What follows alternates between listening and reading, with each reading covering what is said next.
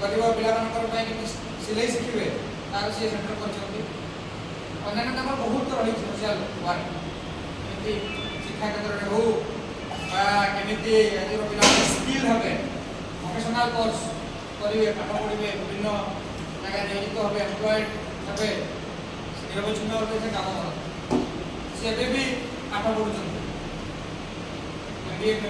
शहीद Nuduram Soren memorial trust पक्षरु Rairangpur उच्च विद्यालय निःशुल्क ऑल चिकी शिक्षा केन्द्र रे ऑल चिकी लिपि और सांताली भाषार क्रम विकास उपरे आलोचना अनुष्ठित होइथिला। युव शिक्षाविद तथा मयूरभंज किस आवासिक विद्यालयर अध्यक्ष गणेश मिश्र और युव समाजसेवी देवहोता जोगदेई ऑल चिकी शिक्षा नेउथुबा छात्र छात्री को परामर्श देइथिले।